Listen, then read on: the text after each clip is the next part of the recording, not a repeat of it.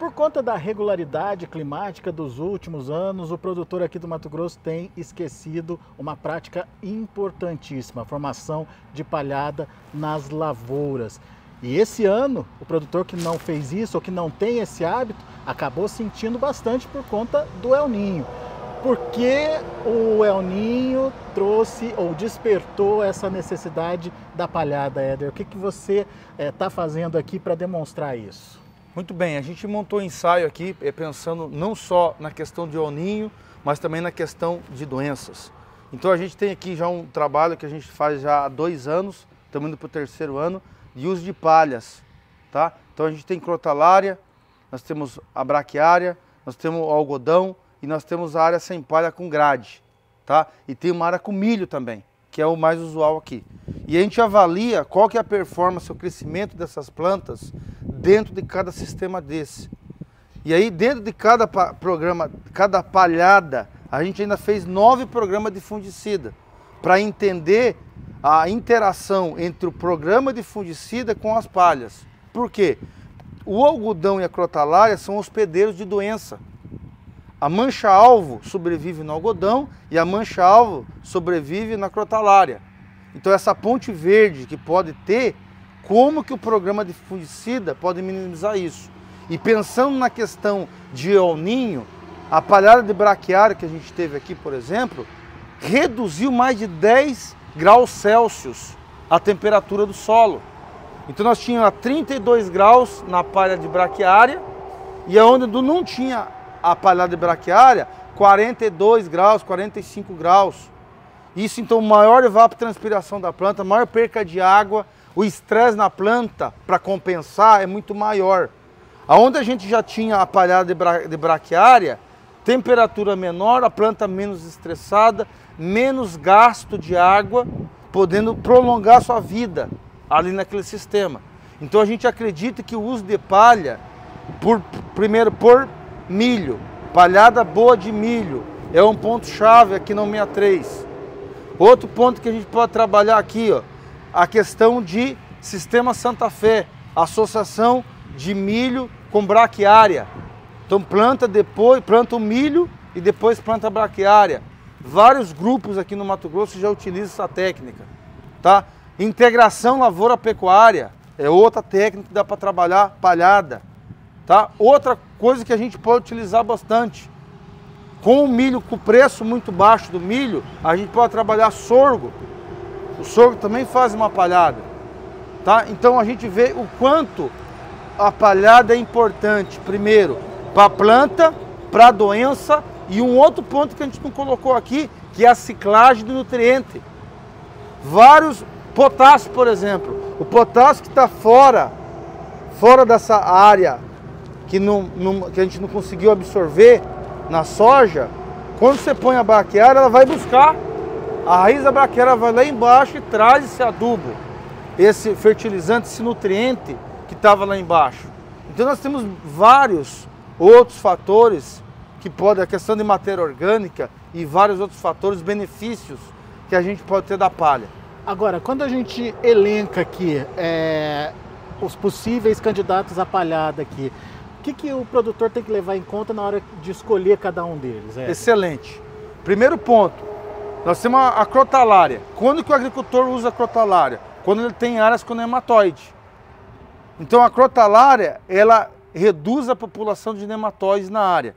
Então áreas que a gente tem população de cisto, galha, né, nematóides, a gente tem trabalhado para reduzir a população do nematóide, a crotalária. Então você vai trabalhar isso, só que o programa de fungicida na crotalária tem que ser um programa mais robusto, tá bom?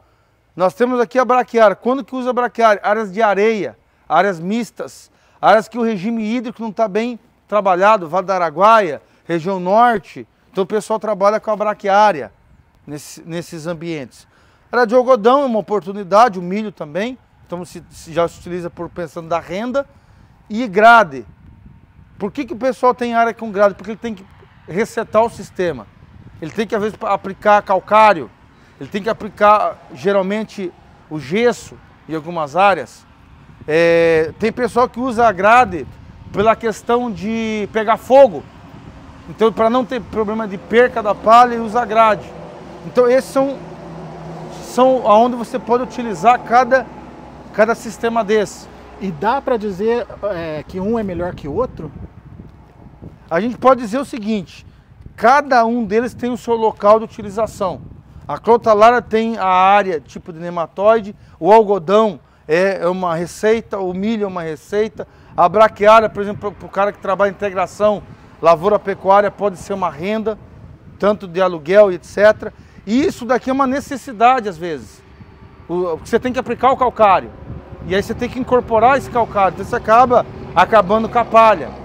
Tá? Mas não precisa fazer em toda a fazenda, faz 20% todo ano, tá? 25%, 30% no máximo, para você não ter que acabar com toda a palha. Só para você começar a refazer o perfil do solo. Exatamente, ali. Você trabalhar aquela área que necessita essa quantidade.